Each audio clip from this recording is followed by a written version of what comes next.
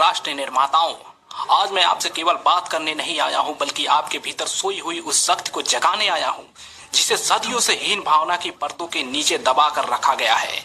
लोग कहते हैं कि परिस्थितियां खराब है, लोग कहते हैं कि अवसर नहीं है, लेकिन मैं कहता हूं कि जब जब युवाओं को यह पता चलता है कि हमारे महापुरुषों ने किन विपरीत परिस्थितियों में मनुवादी कीलों को ढहा था, तो उनका आत्मविश्वास हिमालय से भी ऊंचा हो जाता है।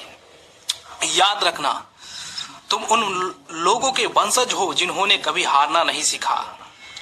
इतिहास के पन्नों को पलट कर देखिए। जब महात्मा ज्योतिबा फूले ने वंचितों और महिलाओं के लिए स्कूल के द्वार खोले, तो उस समय के तथाकथित मेरिट के ठेकेदारों ने उन पर फूल नहीं बरसाए थे, उन पर गोबर और पत्थर फेंके गए थे, उन्हें समाज से बहिष्कृत करने की कोशिश की गई थी।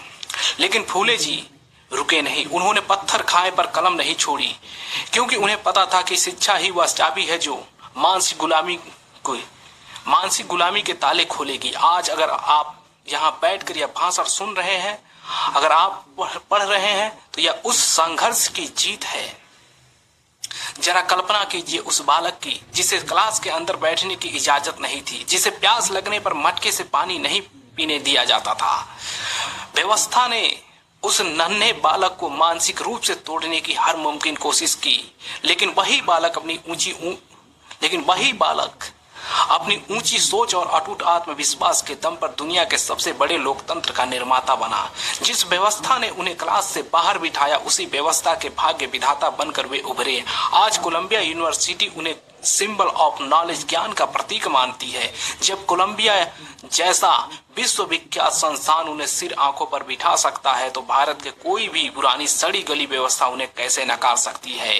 दक्षिण की धरती से पेरियार रामास्वामी ने हमें सिखाया कि जब तक आप मानसिक रूप से गुलाम है, कोई आपको आजाद नहीं कर सकता। उन्होंने साफ कहा था कि अपनी बुद्धि का इस्तेमाल करो, किसी के सामने सिर मत झुकाओ। स्वाभिमान से समझौता करना अपनी आत्मा की हत्या करना जैसा है। मेरे दोस्तों, जब कभी इंटरव्यू बोर्ड में कोई आपको तिरछी नजरों से देखे या आपकी पृष्ठभूमि पर सवाल उठाए, तो घबराना मत। उस वक्त याद करना, बाबा साहेब को याद करना कि जिस व्यक्ति को चपरासी पानी पिलाने को तैयार नहीं था, उसी व्यक्ति ने उस चपरासी के मालिक के लिए भी कानून लिखा था। ये मेरिट की बातें करने वाले लोग क्या हमें सिखाएंगे कि हमारी मेधा तो सदियों के दमन, शोषण और अवसरों के अभाव के बाद भी जिंदा है। यही हमारी सबसे बड़ी मेरिट है। तो के युवाओं, अपने अंदर के उस हीन भावनाओं के डर को आज इसी वक्त जला डालो। तुम किसी से कम नहीं हो। तुम उन पूर्वजों की संतान हो जिन्होंने पत्थरों को काटकर सभ्यता बनाई है, इतिहास का रुख मोड़ दिया है। अब समय आ गया है कि हम केवल बाहर खड़े होकर मांग ना करें, बल्कि व्यवस्था के अंदर घुसे और वहां बैठकर न्याय की नई परिभाषा लिखें। आज इस मंच से मैं चाहता हूं कि आप एक संकल्प लेकर घर जाएं।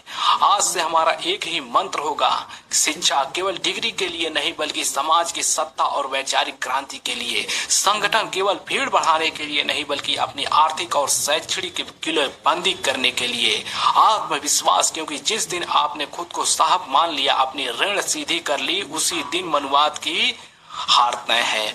उठो, जागो और तब तक मत रुको जब तक इस देश के सर्वोच्च पदों पर तुम्हारा कब्जा ना हो जाए। आने वाली नस्लें आपसे पूछेंगी, जब हक की लड़ाई चल रही थी तब आप कहां थे? तब आपका जवाब आपकी सफलता होनी चाहिए। इंकलाब जिंदाबाद। जय भीम, जय भारत।